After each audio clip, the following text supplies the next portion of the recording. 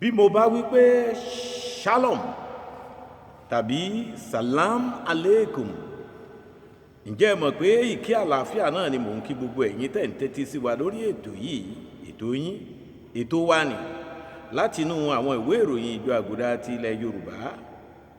Àlùfáà Paul Aṣáwálé lóníròyìn yín nílé iṣẹ́ ìgbóhùnsáfẹ́fẹ́ ti Space TV nílùú Ìbàdàn. Òní lọ́jọ́ kejìdínlógún oṣù karùn-ún ọdún èjì òdo èjì àti àrùn.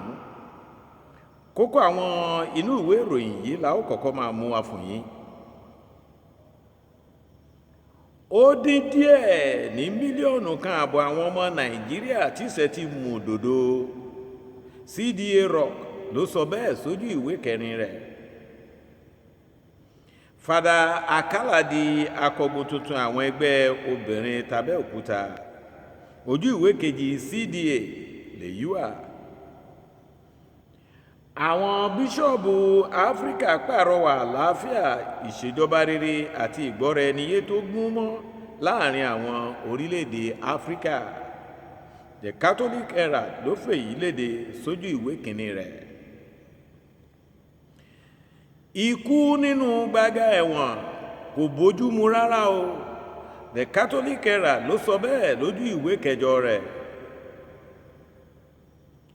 Èló gan-an lowó oṣù tó gbélékòó?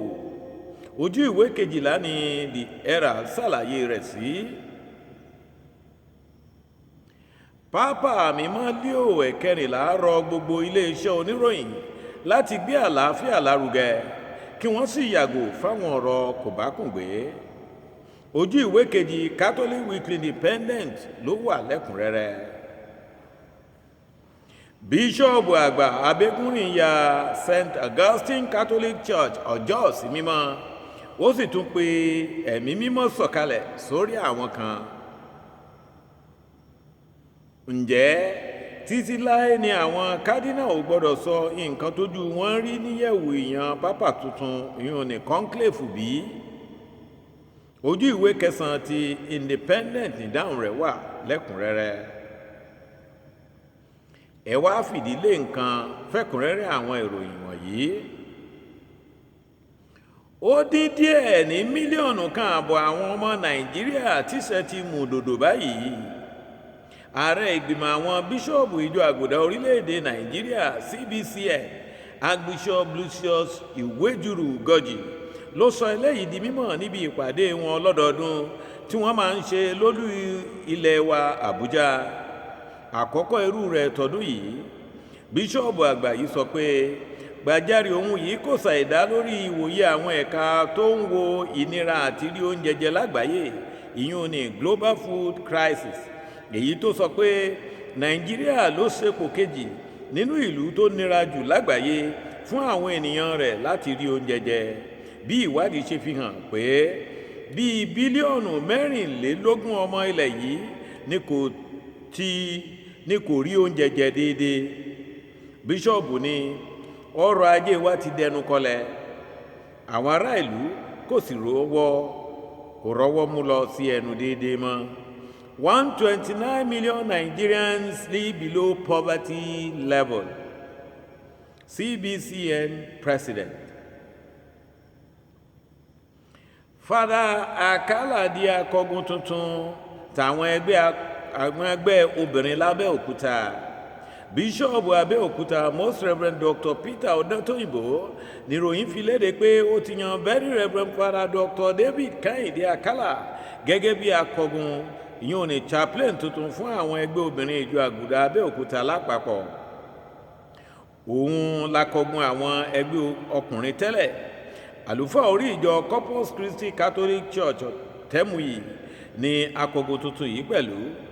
Nígbà tó wá ń bá àwọn ọmọ ẹgbẹ́ náà ṣèpàdé ní St. Charles Luwenga Catholic Church, St. Charles Luwenga Catholic Church Ọ̀bádà, ìyún ní Ìdíẹ̀mí, ó ní òun yóò mú àwọn iṣẹ́ rere wọn tẹ̀síwájú sí i pẹ̀lú ìrànlọ́wọ́ ẹ̀bẹ̀ Màríà Wúndíá Mímọ́, olùrànlọ́wọ́ wa nígbà gbogbo. Àwọn bíṣọ́ọ̀bù Áfíríkà pàrọwà àlàáfíà, ìṣèjọba rere àti ìgbọ́ra ẹniyé tó gún mọ́ láàrin àwọn orílẹ̀-èdè Áfíríkà. Níbi ìparí ìkórajọ ẹlẹ́ẹ̀karùn-ún àwọn bíṣọ́ọ̀bù Áfíríkà (RECOA) ní Dakar ti Senegal ni wọ́n ti pàrọwà yìí. Wọ́n ké sí ìjọ àtàwọn ìlú tó fẹ̀gbẹ́ kanra láti mú àlàáfíà, ìṣòdodo àti ìgbọ́ra ẹniyé lọ́kùnkúndùn láàrin ara wọn. West African bishops advocate peace, good governance, synodality. Ikú nínú gbàgà ẹ̀wọ̀n kò bójúmu rárá o. Ìwé ìròyìn The Catholic Herald sọ pé ikú àìyẹ nikú tó pa Mohammed Bello sínú ẹ̀wọ̀n Kirikiri. Ó ní èyí dá ìbéèrè lu irúfẹ́ ètò ìwòsàn tó wà nínú ọgbà ẹ̀wọ̀n náà fún àwọn ẹlẹ́wọ̀n. Ó ní ṣáájú àkókò yìí ní àwọn ẹgbẹ́ agbẹjọ́rò ìjọ Aguda Èkó ti kọ̀wé sí alákòóso ọgbà àwọn atúnwàṣe náà DCC arákùnrin Gbénga Alàgbé lórí ọgbẹ́ ọkàn wọn fún àwọn ikú tó ṣe é yẹ̀ fún àwọn ẹlẹ́wọ̀n. Ẹgbẹ́ àwọn agbẹjọ́rò yìí sọ pé bí àwọn tí ó mójútó ọgbà atúnwàṣe yìí tilẹ̀ ṣe mọ̀ wípé àwọn ni àwọn mójútó ẹjọ́ Mohammed Bello, kò sí ẹni tó fi tó àwọn létí pé ó rẹ̀ ẹ́ títí tí ó fi wá yọrí síkú. Èyí ni wọ́n ti wá ké sí ìjọba láti ṣàtúngbéwò ètò àlàáfíà fún àwọn tó bá wà ní gbàgà àtìmọ́lé báyìí o. Wọ́n ní àti pé àìróúnjẹ gidi jẹ náà tún dákún àìlera àwọn ẹlẹ́wọ̀n wọ̀nyí. Èló gan-an lówó oṣù tó gbé l'Ékòó? The Catholic Herald sọ pé ohun tó kọjú sẹ́nìkan ẹ̀yìn tó kọ sẹ́lòmíì bí ìlú gángan, òun nìbéèrè yìí. Ó ní bó ṣe fasọmọ́ fún ọmọ tí ń sìnrú ìlú láti lo ẹgbẹ̀rún lọ́nà ọgọ́rùn-ún náírà ní Ìkòròdú, ìyẹn ní 100,000 naira. Ó ní ìhọra lásán ni yóò jẹ́ fún ẹbí ẹni 5 sí 9 bí wọ́n bá tilẹ̀ tún ń gbé ní mainland tàbí island. Ó tẹ̀síwájú pé ètò ìṣúná ẹnì kọ̀ọ̀kan tàbí ẹbí kọ̀ọ̀kan tó ń gbé l'Ékòó yàtọ̀ síra. Ìpèníjà tàbí ìdojúkọ ẹnì kọ̀ọ̀kan náà sì yàtọ̀ síra. ẹ̀wù ẹnì kọ̀ọ̀kan náà tún yàtọ̀ síra.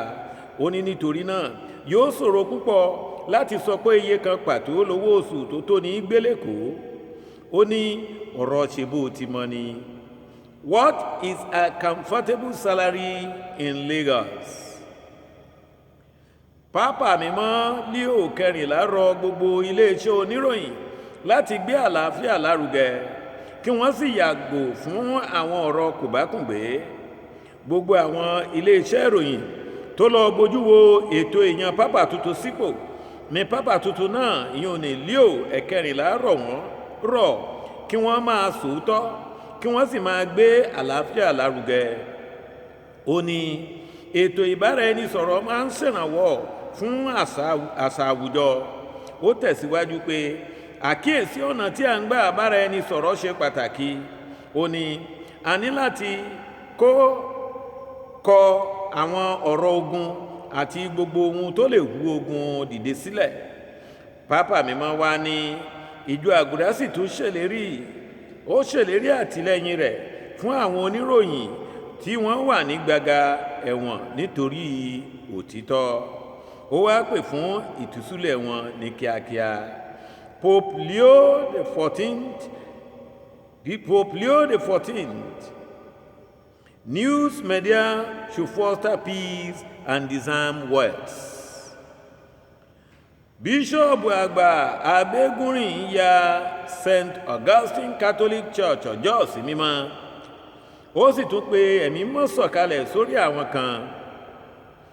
Ìdùnnú ṣubú láyọ̀ fáwọn ọmọ ìjọ St. Augustine Catholic Church ọjọ́ Ìbàdàn lọ́jọ́ 11 oṣù yìí nígbàtí bíṣọ́ọ̀bù àgbà Gabriel Lékè Abégúnrin bẹ̀ wọ́n wò láti ya ilé ìjọsìn wọn tuntun sí mímọ́ tó sì tún sọ ẹ̀mí mọ́ kalẹ̀ sórí àwọn 24. Bàbá dúpẹ́ lọ́wọ́ olóyè Tóyè Ògúnyẹmí tó fún wọn nílẹ̀ tí wọ́n kọ́ ilé ìjọsìn náà sí àti lọ́wọ́ gbogbo àwọn tí wọ́n kópa nínú àkọyọrí ilé ìjọsìn náà. Bíṣọ́ọ̀bù ní kí gbogbo ọmọ ìjọ fi ọ̀wọ̀ tó tọ́ fún ilé Ọlọ́run tó ti di mímọ́ báyìí o, kí àwọn tó sì ṣẹ̀ṣẹ̀ gba ẹ̀mí mímọ́ tara dìde nínú ìjọ báyìí láti jẹ́ akọgun Kristi. Archbishop Gabriel Abegunrin blesses St. Augustine Catholic Church Ọjọ́, administers the sacrament of confirmation. Ǹjẹ́ títí láé wa ni àwọn cardinal gbọ́dọ̀ sọ nǹkan tójú wọn rí níyẹ̀wò èèyàn pápá tuntun ìhun ní conclave bí? The Catholic Weekly Independent sọ pé conclave wá láti inú ìhun ọ̀rọ̀ conclave tí ìtumọ̀ rẹ̀ jẹ́ pẹ̀lú kọ́kọ́rọ́. Èyí fi àwòrán títí àwọn cardinal náà mọ́ Sistine Chapel títí tí wọn ó fi yan pápá tuntun. Ó ní lóòótọ́ ni ètò náà lè máa wù síta títí tí wọn yóò fi jáde níyẹ̀wò yìí. Ó ní ṣùgbọ́n a ti gbọ́ nínú ìròyìn kan nígbà kan rí tó sọ pé pápá mímọ́ Francis tó ti dolóògbé báyìí sọ pé àwọn cardinal tó wà níyẹ̀wò láti yan pápá tuntun, èyí tí ó mú Benedict ìkẹrìndínlógún jáde, Benedict XVI jáde, lo orúkọ òun láti tako yíyan Ratzinger sípò, ẹni tó wá di Benedict ìkẹrìndínlógún nígbà náà. Èyí fi hàn pé kìí ṣe títí láé ni ó jẹ́ èèwọ̀ fún àwọn cardinal láti mọ̀ sínú lórí gbogbo bí conclave ṣe lọ. Are the cardinals forever banned to not reveal the results of the conclave balloting? Are the cardinals forever banned to not reveal the results of the conclave balloting? Nítorí pé kìí ṣe gbogbo ohun tójú bá rí náà lẹ́nu ń sọ. Ẹ jẹ́ kémi náà dúró báyìí náà lọ́sẹ̀ yìí láti iléeṣẹ́ ìgbóhùnsáfẹ́fẹ́ ti Space TV ìlú Ìbàdàn. Èmi oníròyìn yín àlùfáà Paul Aṣáwálé ló ń gbàdúrà pé kò ní bù mọ́ yín lọ́wọ́ lágbára Èdùmàrè. Àṣẹ.